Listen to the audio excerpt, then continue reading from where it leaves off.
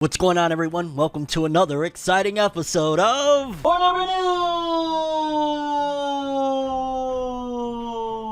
In today's episode, we've got some stories to talk about. Okay, people, for starters, we got a couple of pieces of My Hero Academia news. We got some info on the upcoming World Heroes Mission film, including a little insight into the upcoming villain of the film, as well as we got a whole brand new trailer with some of the previous scenes we've seen, but a ton of new stuff. We got the theme song. We got a lot of cool stuff to look into, so definitely going to be talking about that. My Hero Academia World Heroes Mission. We got a really big update for Kaiju number 8, the manga. Very interesting article that I'm very excited to talk to you guys about. The Shonen Jump School. We talked about this, I want to say it was last year now. Well, we got a little bit of an update on the Shonen Jump School, and I'll give you guys all the scoop. Just a small update on Hajime no Ippo getting ready to grace the cover of Weekly Shonen magazine. However, there are some big rumors that are circulating about Hajime no Ippo that I'm gonna scream. We're gonna talk. Pretty big update on the Demon Slayer Kimetsu no Yaiba Hinokami Chronicles game. We got an update on the upcoming brand new Welcome to the NHK story. We got a small update, I believe, coming out of E3 regarding Dragon Ball Z video game, so we'll talk about it. Very, very big update with some positivity to it and then some negativity to it, and I'm kind of torn, to be honest with you. It's a follow-up from the recent episode where we talked about the upcoming Uzumaki anime that is being created by Adult Swim. Yeah, we're gonna talk. It's, again, good and bad. We got a really good update for the Beastars anime and Netflix, and it's about freaking time. I'm so excited to give you guys this one. And a pretty interesting update from the director of the Boruto anime regarding some big changes that were made and the reason they were made, and yeah, we're gonna get into that one. And yeah, people, those are the stories we have for today. Without further ado, let's jump into another exciting episode of FORNEVERNEWS, the only news source that provides anything and everything anime and manga related, and we don't bore you. We get into it. Let's do it. No matter how you feel, get it done. No matter how you feel, get it done. No matter how you feel, get it done. No matter how you feel, get it done. Okay, people, so for starters, let's talk My Hero Academia Movie 3 World Heroes Mission, because not only do we have a trailer, but we also got insight on the upcoming villain. Well, for starters, the trailer. Oh my god. I mean, there are some scenes that we already had seen of like Deku, Bakugo, and Todoroki in their brand new costumes, but there was just a ton of action going on. You seen Deku all bloodied up, so you know he's going to be thrown down. We see a lot of Class 1A. I don't know if it's all the members, but from what I remember, they had like Mineta, Momo, they had a few of, Class 1A, Kirishima, and it looks like there's going to be a lot of action in this one, which I'm happy for that. But there's nothing right now, as of what I see with the trailer. Like, it looks like it's going to be a good movie. It looks like it's going to be action-packed. It looks like it's going to be deadly. Like, one of the last scenes was, I believe, the villain saying, like, it's over or something like that, and Deku looking like he's about to die there or some shit. So that kind of caught my eye. But for the most part, there's still nothing like with Heroes Rising. Once the trailer started coming out of certain scenes of Bakugo and Deku, I was like, oh, shit, I gotta go see this. So we haven't gotten quite that yet, but the trailer was pretty freaking awesome. And the art and animation,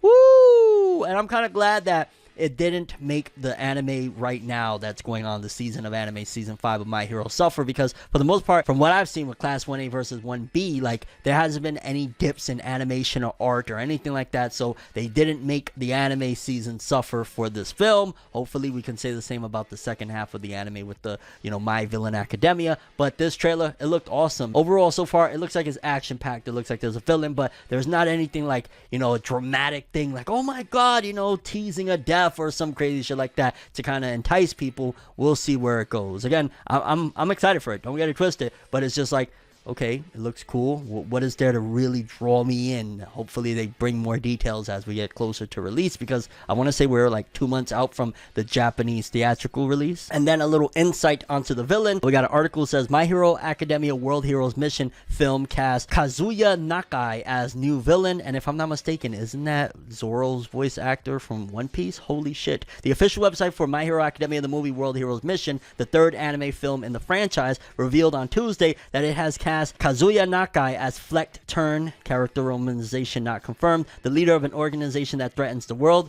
Kohei Horikoshi designed the new character, and of course in the film story, a mysterious organization dedicated to the destruction of people with quirks has issued a threat and set bombs all over the world. Pro heroes and those in hero internships scramble to find the bombs. Deku, Bakugo, and Todoroki encounter Rody, voiced by Ryo Yoshizawa, a boy living in a mobile home in their designated area of Ocean, and end up working with him. And of course the film will open in Japan on August 6th. And yeah, there was even some scenes with Deku and this new boy that is supposed to be in the film, you know, in the actual trailer and shit like that. Honestly, it looks like it's going to be a pretty dope movie. Again, it's nothing like spectacular like that selling point yet, but it looks like it's going to be entertaining at the very least. And villain Fleck Turn, I'm interested again to see what his quirk is all about. And based on what we know that this is going to take place during that internship, at least we know that it could potentially be fit in as canonical. So I guess that's also important. But yeah, people, My Hero Academia World Heroes Mission. Looking forward to watching it. Moving forward, we gotta scream congrats to a series that is fairly new. I just recently made a video yet again about it about a week ago. Kaiju number 8, fam. Kaiju number 8, because according to this, it says Kaiju number 8 has reached 3 million copies in circulation, and if I'm not mistaken, it just released its 3rd volume. Like 3 freaking volumes. It's basically averaging 1 million a volume, and it's a brand new story in Shonen Jump Plus. Like when I saw the recent sales, like the first week sales for the latest volume, it was like 300,000 plus. I couldn't believe my eyes. Like in a Shonen Jump Plus, like what? Shonen Jump Plus is giving the mainstream magazine Shonen Jump a run for its money, and 3 million copies. If you're not reading Kaiju number 8, I got a video. I'll actually link it in the description below so you can see what it's all about. It's really hype. Main character is a little bit older. He's in his 30s. It's like kind of shonen meets seinen in a very interesting way. But big congrats. 3 million copies, 3 volumes. Wow. Moving forward, so I want to say it was probably about a year ago at this particular point that I made a video talking about Shonen Jump was opening up a school where people could apply to potentially become mangaka, and there's been results. Like people have actually gotten serialized out of this school. Here's the big update of everything that's going on with it, and I believe it's going into its 2nd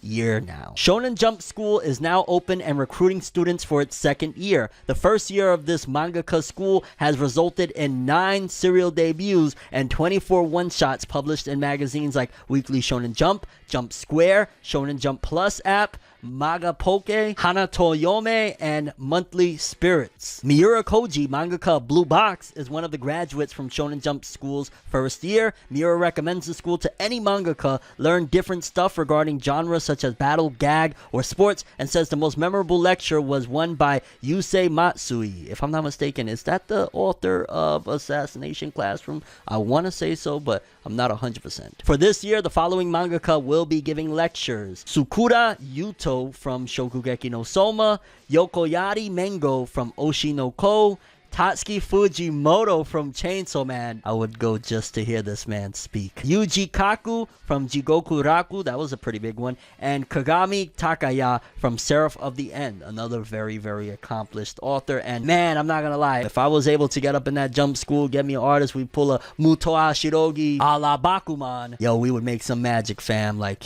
anyway, I got my own serialized work that's coming out. The Evolution of Autumn Walters, look out for that sometime near future. But yeah, really cool stuff. And if you have the opportunity to apply, definitely I'd recommend it. I mean, Blue Box is a series running right now. Okay, people, next up, we got a pretty significant update regarding Hajime no Ippo. According to this, it says Hajime no Ippo will get color pages on Shonen Magazine issue 30 for the announcement of big news. So we're getting an announcement of an announcement. Now, there's been rumors and words circulating that the Hajime no Ippo anime will be returning, and if so, oh my god, first of all, I will report it to you guys immediately, because in case you don't know, especially this year in particular, I've become a massive Hajime no Ippo fan. Like, I've seen a little bit of it back in the day, but it was this year that I marathoned and watched every single piece of animation of Hajime no Ippo out. I'm talking about the original anime, the OVAs, the movies, the 2nd season, new challenger, the latest season. Like, I watched every freaking thing I could get my hands on, and oh my god, I cannot wait if this is indeed going to be the announcement of the anime returning for a new season. Woo, baby, I want to see Takamura knocking motherfuckers out. I want to see Ippo doing his thing. I want to see the whole crew again. Like, oh my god, I hope this is true, because yeah, I really love me some Ippo. It's an inspirational series. It's just all around is so freaking good, and it deserves it. And it's been a while. I want to say it's been like since 2013, if I'm not mistaken. It's been a long time since we've had a season of Hajime no Ippo. Now would be the perfect time to bring that shit back. Let's go, baby. Hopefully, again, all we know is a big announcement is coming, and it's getting the cover. This could very well be the anime, but again, for now, all we hear is rumors, and we don't know for certain. Okay, people, next up, huge news. Apparently, the Welcome to the NHK sequel is out now in English, and I had no idea until actually recording this video right now. Let's read. Rebuild of Welcome to the NHK sequel novel releases in English. TKMT Books released Rebuild Welcome to the NHK, the sequel novel to Tatsuhiko Takimoto's Welcome to the NHK novel in English on Sunday. The sequel novel is approximately 30 pages long and is available digitally on Amazon and Gumroad. The work was originally released for sale in Japanese as part of the Elites Volume 3 publication at the 32nd Literature Flea Market Tokyo event on May 16th. The publication also featured an interview with Takimoto. Takimoto published the original novel about a shut-in and the girl who reaches out to him in 2001. Oh my god, I need to turn this video off very, very quickly. We need to wrap these stories up. I need to go check that shit out like now. Welcome to the NHK. Very, very dark story. Very hilarious story in certain regards, but it is a very dark story, and yeah, I can't believe they actually even made it, and it's already in English. Like, we just got the announcement recently, and it's already in English. Like, wow, they working quick. Next up, big update for Demon Slayer Hinokami Kaputan. Apparently, it's been confirmed that Demon Slayer Hinokami Kaputan, aka Hinokami Chronicles, will be released in October 2021. So you can look forward to this fall, which again, I'm imagining if it's coming out in October, that's probably when we're going to get season 2 premiering, which it works perfectly. Like, people are going to be hype about the anime. They're going to get the video game. I'm getting that video game regardless. Day one. If they got a special edition, limited edition, collector's edition, the Tanjiro's Black Sword edition, pause, I am getting that shit. Like, don't get me wrong, because I've complained in the last couple episodes of Forever News about the latest announcements of like, yo, Tanjiro in a bow tie. Like, yeah, I'm not happy about that, but I really want this game. I really can't wait to play this game, so don't get it mistaken for a second. Like, I'm not hype about it. I am extremely hyped. This is probably one of the most hype I am about any video game coming out, because yeah, I like Demon Slayer and I love the Storm engine, and this is going to be hours and hours of entertainment. Yes. Let me know if you guys want to see me play it somewhere. I don't know, like, I got a Twitch account. Like, I don't really use it that often as much as I wish I could. I just don't be having the time, but maybe I'll play it on Twitch, or I don't know, maybe I'll do some Q&As on here and play it. Either way, I'm playing that shit regardless, you know what I'm saying? Yo, it's gonna be hype. And while we're on the topic of video games, apparently Dragon Ball Z Kakarot will be coming to the Nintendo Switch. And to be honest with you, I've had it on the PS4 for a while, and I never beat it, but it was a pretty fun game. I wish they would have worked a little bit more on the open world aspect, because they made it seem like, you know, it's like a Grand Theft Auto of Dragon Ball Z, and it kind of felt a little bit limited. But from the info we got, it says Dragon Ball Z Kakarot will be exclusively getting new sub-stories where both Vegito and Gotenks are playable. Later, other platforms will also get these additions. Dragon Ball Z Kakarot will be coming to the Nintendo Switch. The release date is September 22nd, and the DLCs will be included, and I believe that release date is for Japan. The US will be getting it on the 24th of September, and I don't know if I'll double dip, because I have it for the PS4, and it looks pretty damn good on the PS4. I'm not sure if the Switch is going to be able to handle it. I mean, Switch handles some shit, and I ain't gonna lie, it's one of my favorite systems out right now, and it's been for quite some time. Portability is like unmatched. But yeah, if you've been interested in Kakarot or in general, like, now's your chance. It's kind of weird though, like, I noticed that there's been a massive slowdown and halt on anime games. Like, E3 this year, there was like no, aside from this, and I don't know if that was actually E3 or not, there hasn't been like really any big anime games announced. Not that I'm like, oh yeah, we need another Dragon Ball game, like, unless it's Xenoverse 3, I'm not really all that hype about it. I mean, I guess a Boruto game would have been interesting. I mean, I know we got Demon Slayer coming out, but that's been announced for quite some time. Like, I thought we would have had like a Jujutsu Kaisen console game already announced or some shit, but I guess maybe that's too early because it just popped. Or Chainsaw Man after that anime. Oh my god, I want a Chainsaw Man game. Oh, imagine a Chainsaw Man fighters, like, oh shit, everybody and their mama be playing that shit. But yeah, Dragon Ball Z Kakarot Switch September 24th for the US. Next up, very big, good and bad news for the Uzumaki anime. Let's start off with, let's get the bad news out the way, and then we'll end off this story with good news. The bad news is, it was announced that the Uzumaki anime that is being produced by Adult Swim, which has been announced since 2019 now, mind you we're in 2021, won't be coming out until 2022. And that is just wild, because again, 2019 was when it was announced. Now, one of the reasons why, the main reason why, is due to the pandemic and due to, you know, the virus and all of that jazz, basically has put the production on hold. Now, you could argue, yo, there's plenty of anime that were on hold and, you know, resume production. Thing is, Adult Swim's team is very small. Like, they're, you know, they're not like the big anime production studios, and, you know, who they got to work with in-house and send it overseas, and how they work is probably very limited, and I've heard that their budgets are really, really small. So it's not like they could do all these crazy things. So something like the pandemic is going to slow them down dramatically. And don't get me wrong, I am very, very bummed. I thought on October we would have this. Them saying 2022 is like, god damn, like what's going on here, fam? But the good news is we got a little bit of a new trailer, and a lot of things that they promised is what seemingly is going to go down, because the trailer showcases it, first of all, in Japanese, because from what I heard, it's going to be premiering on Adult Swim's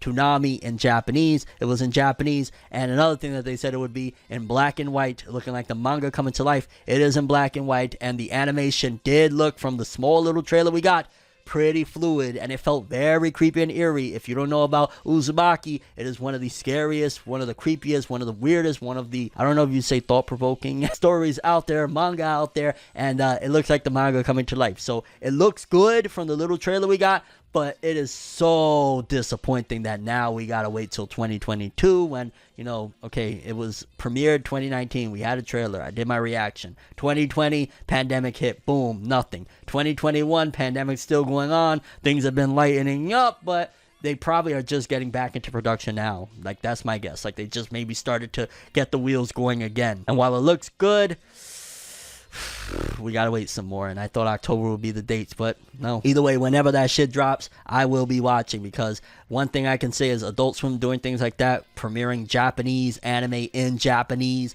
on TV in black and white, is one of the most outlandish things that is being done. Like, they don't do that no more. Black and white, Japanese on TV, it don't happen, so kudos to them. I mean, at the end of the day, does cable TV not realize that majority of anime fans will watch, especially probably even more if it's in the actual, you know, English subtitle? Like, dubs is cool and all, but that's not the only audience. And in fact, with anime, you probably want to get the actual audience that really loves it and will watch it. But maybe that's just me, I don't know. Next up, very, very big update that I'm so happy to say. Beastars Season 2 is scheduled for July 15th on Netflix worldwide. So the wait is finally about to be over in a few weeks, and boy am I actually a month from now, but boy, I am ecstatic. I am a huge Beastars fan, admittedly. I know it's something probably I shouldn't be, because a lot of people say it's a furry anime. I absolutely love Beastars. I watched it all in, like, I want to say one sitting when it came out on Netflix with Season 1. Season 2, it's been out for a while, but it's been in the Netflix jail. Finally, we're about to get it, and yeah, perfect freaking timing, because July 15th, for personal reasons, is a pretty tough day for me, so I'm going to indulge, and that's all I'm going to be doing July 15th. Yeah, Beastars, can't freaking wait. Season 2, let's go, finally. Yeah, I like Beastars, so what? Okay, people, and lastly, we got another word from the director of the Boruto anime. Recently, we talked about what was said regarding him hyping up the upcoming episode. Well, in response to that, a fan asked him a question regarding changes, and he responded to that as well. And it's kind of interesting, because it's changes to the story from the manga to the anime, and his explanation. Let me just read it off so you guys can get a better understanding of what I'm talking about. So a fan replied to him saying that next week's episode is going to be a very big one, saying, "Yesterday's episode was great, but recently there was a big gap in the story. Why was Sakura's existence and role completely removed? Could you give us one logical reason?" Now, I want to say that there was supposed to be some scenes that were in the manga that weren't shown in the anime of Sakura and her Byakugo, and there was some connections to the Sage of Six Paths that kind of was completely removed in the anime, and even in the manga, it never was expounded upon. Like, it felt like a setup that went absolutely nowhere. and it wasn't present in the anime. So that was one of the reasons why I thought they didn't bring it up, because it was like the manga didn't build on it anyway, so who the hell cares? It's not important. It was a throwaway. They probably had an idea and then ultimately chucked it. However, his response was something a little bit different, because the director of Boruto said, "This is because Sasuke is quite frequent in the village in the anime." And from what I'm guessing is because I want to say the scenes had Sakura with Sasuke, like that was the scenes. I think they were the ones talking to each other in the scene, and